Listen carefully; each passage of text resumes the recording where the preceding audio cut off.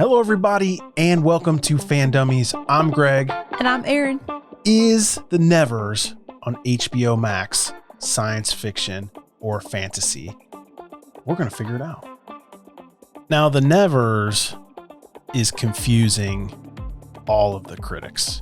Yeah. I mean, they don't know what to make of this show. Some call it fantasy. Others call it science fiction. I even saw some misinformed soul call it a sci-fi fantasy. Ooh. I mean, it gave me chills reading that. Like, I thought, come on, person, what are you doing? I mean, I would think that should be in spell check. Those two words next to each other, one of them should be underlined. They weren't sure, so they just added them both for safety. Probably for keywords. Yeah, probably. I don't think that Google's that dumb. Mm-mm. Labeling these shows is really, really important for a number of reasons.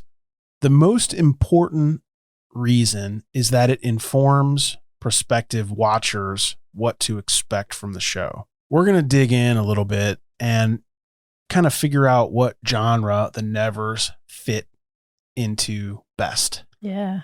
Tell me, Greg. I need help. I'm leaning on you because you're the sci-fi nerd and expert. I mean that in a positive way. I would say that I'm fairly well read mm-hmm. in science fiction. Yeah. You see that t-shirt he has on with the little mug and the books? That's him sitting on top. That's Greg sitting on top of his sci-fi books, reading them. That's how happy he is. You can buy this shirt from TeePublic, or we have an affiliate store if you want to. It looks better. I wear the crap out of these shirts, so it looks better when it's new, believe me. But I will not get rid of it. Even when it looks all old and crusty, I like it. What is the definition for science fiction? Well, the definition is fiction based on imagined future scientific or technological advances and major social and environmental changes, frequently portrayed in space or time travel, which I like, or on other planets. That's summing me up like that. I want that on my tombstone. Like Greg loves, and the definition of science fiction. That's funny. wait, no. Greg loves Erin, and then the definition of science fiction. Oh. Sorry. I'm glad you didn't catch that the first time. That's okay. I'm pretty sure you like sci-fi more than me. That is not true. I don't think that's true, at least. So what elements of the Nevers do you think fit into science fiction now that we've kind of sussed the definition? Since we sussed it out. Yeah. Well, the fact that there's this technology that they have that I don't think really fits in the time era of the show. Mm-hmm. Electricity existed back then, but it wasn't like put into homes until like around the time of this show. But that was in the United States, so I don't know if this show takes place in London. Mm-hmm. I don't know, it just doesn't seem like they would have electricity like they should, at the time. And Pennant's abilities, she can make stuff, Mm-hmm. and a lot of the stuff she makes somehow runs on some kind of power. We're not sure what it is yet, but we saw that little car that pops out of the carriage that was really fun. And then we saw the robot that was driving the carriage. And you see a lot of different machines or, contraptions or whatever it is that she's made on the show as well. Like she has a cool lab and everything. So like, what is all that technology? Like technology to me means sci-fi, especially if it doesn't really fit in that time. Yeah. Well, I mean, the way I see it is if we assume that the thing in the sky that we see at the very beginning of episode 1 and at the very end is an alien spaceship, then that's definitely a component that leads me towards science fiction. Yeah. I don't think we see it at the very beginning. We see it in her eyes. Oh, is it in the eyes? Yeah. Yeah. Wait. When we watched it back. Wait, what? Yeah. Stuff I missed. Yeah. It also seems like people can't remember the whole event, and would be some sort of technology, I think, that would make that happen. Maybe they like stopped time and then restarted it or something like that. Yeah. Also, are those little balls of light that kind of float down, they look like pollen? Are those technology. It seems like they probably are. It's either that or aliens. It doesn't seem like magic is what I'm saying. Yeah. Now, I want to know is what happened to the little balls of light that were not absorbed? Did they just disappear? Did they decide who to go into? Maybe they kind of float around until they found somebody. We just don't really know. Like, we just didn't see it. Maybe they will continue to touch people who walk around barefoot. Yeah. Mm. Well, the one went into the water. I don't think physical substances stop it. Okay. It probably passed right through the earth, if I were to guess. Yeah. Or just went down to the ground and disintegrated or whatever. So we're making a lot of assumptions here in order to say that this is science fiction. So let's not come to any conclusions yet. Mm-hmm. And this is based off of the first episode only. Yeah. I suspect we'll have a clear understanding of if this is science fiction or fantasy or some derivative of something else. By the way, the rule is if there's any fantasy, it's fantasy. Uh-huh. Right? Either it's all based on science fiction, or it's not. Mm-hmm. So there's a very clear line there, like Star Wars, right? Is a space fantasy. Yeah. Even though a lot of people call it science fiction, it's not. Uh-oh. Yeah. Haters gonna hate. I'm not adding to that one. Haters gonna hate. Well, they tried to bring it back. We won't get into this with the midi-chlorians. We're not going to get into this because I can go on forever. Maybe those are midi-chlorians that don't you start with the Grogu midi-chlorians. Sent his ship out to make some more Jedi. That would be awesome if that's what it ends up being. Okay, podcast over. Science fiction it is. Oh, space fantasy. Yes. All right. Let's talk about what fantasy means. Mm-hmm. Fantasy is a genre of speculative fiction set in a fictional universe. Okay. So it's not in like a representative of the current time. Now there is some fantasy that is like urban fantasy and things like that, but typically it's not. It's like Lord of the Rings, like different eras. What about Golden Compass? What time does that take place? It seems like they'd cross over in that different dimension and it's modern day. Yeah. Because they have a Tesla. But the universe that it's in has these doorways to other universes. Hence the whole thing is a different universe. Okay. I'm reaching for sure, but that's the idea. It's often inspired by real world myths and folklore. Fantasy is distinguished from the genre of science fiction and horror by the respective absence of scientific and macabre themes. Okay. So basically think about it like this. Everything is fantasy unless it can be explained with science. Yeah. Then it's science fiction. Everything is fantasy unless there's like murderous rage and, then it's horror. Yeah. There can be overlaps, I think, a little bit with horror and fantasy. I think, for sure. There is such thing as space fantasy. Yeah. And there's also horror sci-fi. Yeah, and there's sci-fi horror. Yeah. But there is no such thing as sci-fi fantasy. It's like a triangle. And sci-fi and fantasy are on other sides of it or whatever. Yeah. It's different. Like, if it's a Venn diagram, they don't touch. Yeah. They have horror in between them. Uh-huh. I usually go by the rule of the unicorn. So if there's a unicorn in the show or the movie, it's fantasy. Mm-hmm. That's pretty easy, right? Yeah. Yeah. That's a myth or folklore. Yeah. So are there any elements of fantasy in the Nevers?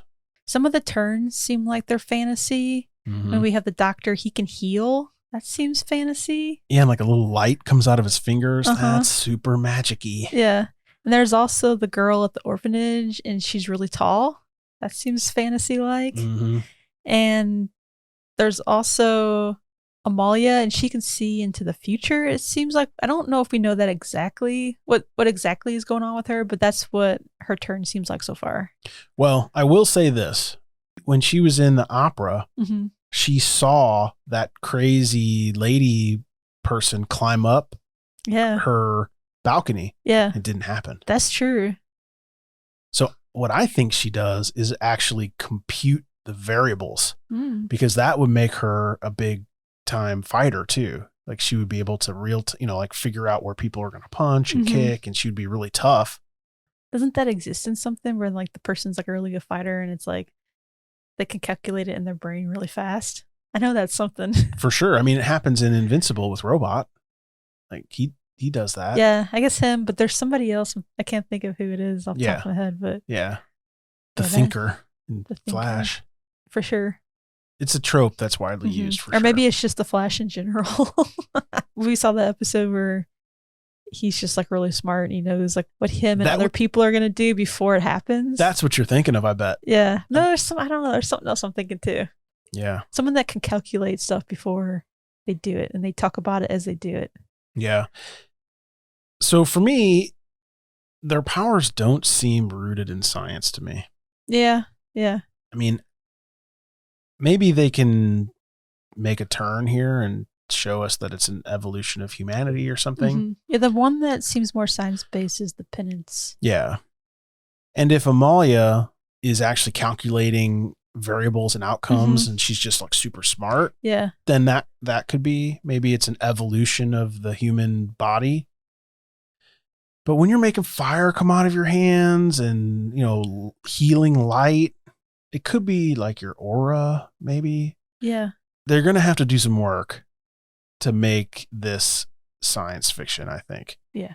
Because this is where I really struggle. But let's make things just a little bit more complex because there are such thing as subgenres within these genres.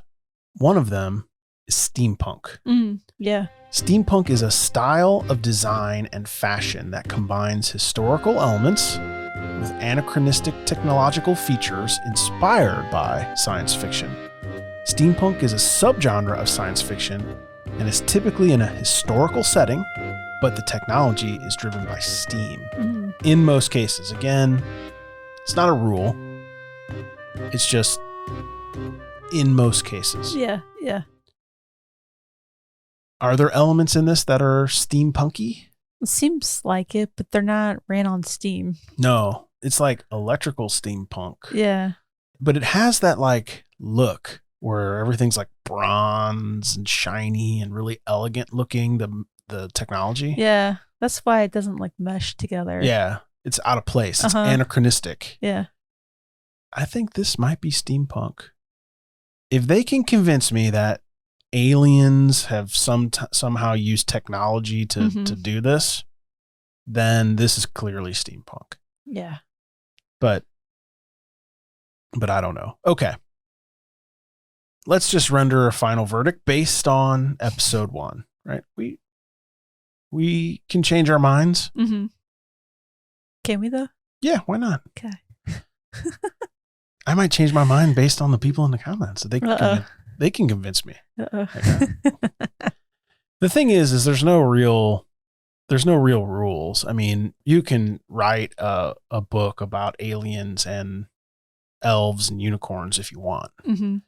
It just won't fit nicely into one of these categories, and I think you'll have trouble finding viewers. Yeah. Because people are hardcore in one camp or the other typically. Oh yeah, you know that from your sci-fi viewers. Oh yeah. They're even more hardcore sci-fi people than you.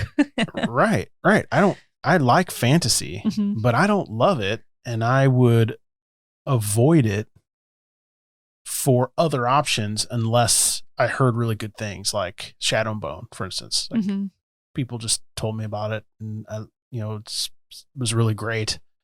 So I'm into it. Lovecraft Country, another example. Like there are some things. That's a mix of sci-fi, horror, and fantasy. It absolutely is. But those are based on books from a long time ago, which probably didn't have to sell like the specific genres back then. Yeah, like I said, there's no rule, and I don't want people to get all upset in the comments. There's no rule. It's just a way that you can inform your audience what to expect in your movie, TV show, or book. Yeah. What do you think, Erin? Give a verdict. Tell people what you think this is so that they know what to expect. I think it's sci-fi, and the sole reason for that is because we saw some type of ship looking thing flying through the sky, dropping off those little beads of light that touched the humans. So that's why I think it's sci-fi. But other than that, if that ship didn't arrive, I would probably just be like, yeah, this is fantasy. Yeah. Like, I probably wouldn't think too much into the technology things that Penance has built, even though those do, to me, I think, feel sci-fi. So that would be like my number 2 reason I would say it was sci-fi. But if the spaceship didn't show up, I'd be like, oh yeah, this is fantasy.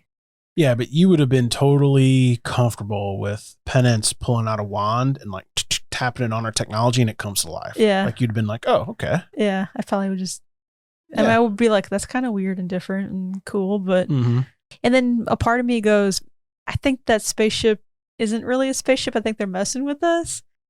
And it's going to turn out to be something else that has brought magical little beings and like somebody sent it that we don't know yet.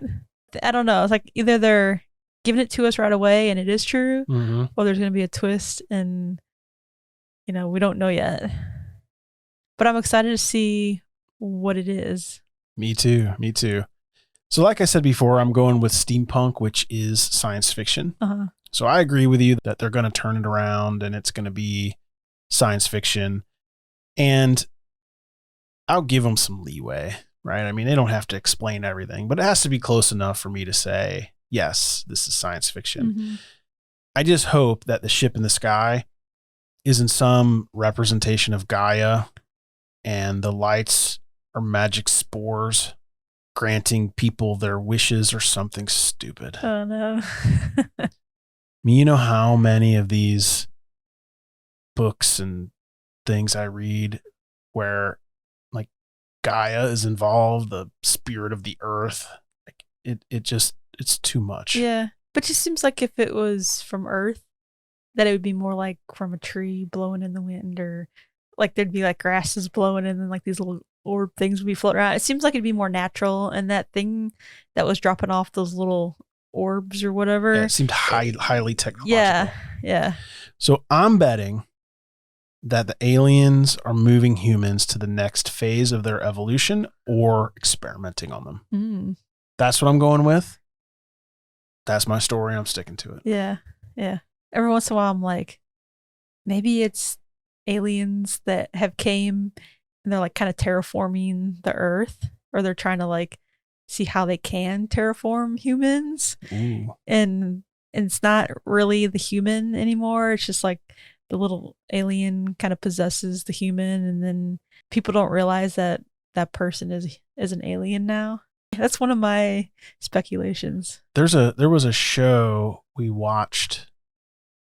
I think we might have watched a couple of episodes and it was just really bad. It was like, we watch a lot of not so great sci-fi because of you, but it was like Fringe. But basically it was aliens came and took over bodies, but kept going on with normal life. It was like called Invasion or something like that. Okay. It was around the same time as Fringe. Okay. Yeah. But it was not good. Let us know what you think in the comments below. Is this fantasy? Is it science fiction? Is it steampunk? Is it just speculative fiction and we shouldn't put a label on it?